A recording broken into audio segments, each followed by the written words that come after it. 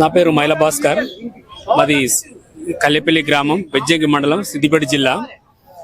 నేను గత 13 సంవత్సరాల నుంచి నాకు ప్రభుత్వం అసైన్మెంట్ భూమి, ఎకరంన్నర పట్ట భూమి ఇచ్చింది. ఆ సర్టిఫికెట్ను మరి బెజ్జంకి పోలీసులు నేను ధర్నా చేసినప్పుడు, ఆమరణ నిరాహారదీక్ష చేసినప్పుడు మరి విఆర్ఓ ఆర్ఐని ఎంబడి పెట్టుకుని వచ్చి నీ ల్యాండ్ చూపిస్తామని చెప్పి ఆ సర్టిఫికెట్ తీసుకొని పోయి నన్ను మోసం చేసి వాళ్ళ ఆఫీసులు కార్యాలయ చుట్టూ తిప్పుతున్నారు. ఇప్పటి వరకు కూడా సమస్య పరిష్కారం కాలే. ఇదేందని పోతే అందులో ఉన్న దాదాపు 190 ఎకరాల భూమి, అది సర్వే నంబరు 126, అందులో ఉన్న భూమి 190 ఎకరాలు, దాదాపు 40 ఎకరాల మిగులు భూమి ఉందని చెప్పి సర్టిఫికెట్లు ఇష్యూ చేసి ప్రజలను నాగం చేస్తున్నారు. వాస్తవానికి దీనికోసం నేను ఫైట్ చేస్తే సర్పంచ్ భర్త, ఎంపీటీసీ భర్త మరి బెజ్జంకి ఎస్ఐ తోటి కలిసి నన్ను దాదాపు 2 సార్లు కొట్టించడం జరిగింది. నా మీద దాడులు జరిగినాయి.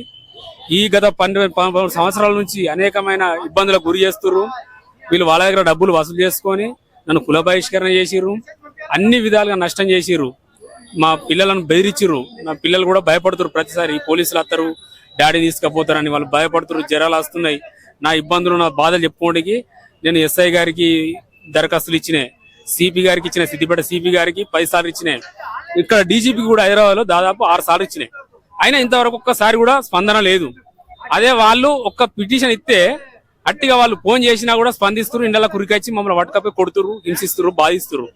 మరి డీజీపీ స్థాయిలో ఉన్న అధికారి కూడా ఇంతవరకు పనిచేస్తలేరంటే మరి ఏంది అసలు? మన రాష్ట్రం ఎటువైపు పోతుంది?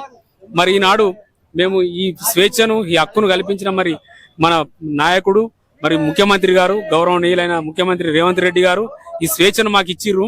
మరి ప్రజా సమస్యలు వినిపించుకోవడానికి, సమస్యలు పరిష్కారం చేస్తారని వారు ఇచ్చిన ప్రకారం, హామీ ప్రకారం మరి మేము ఎంతో స్వేచ్ఛగా వచ్చి ఇక్కడ మరి దరఖాస్తు సమర్పించుకోవడం జరిగింది. మా సమస్యను తప్పకుండా మరి ముఖ్యమంత్రి గారు తీరుస్తారని నమ్ముతున్నాము. కాబట్టి నాకు సమస్య పరిష్కారం కావాలని కోరుకుంటున్నాను.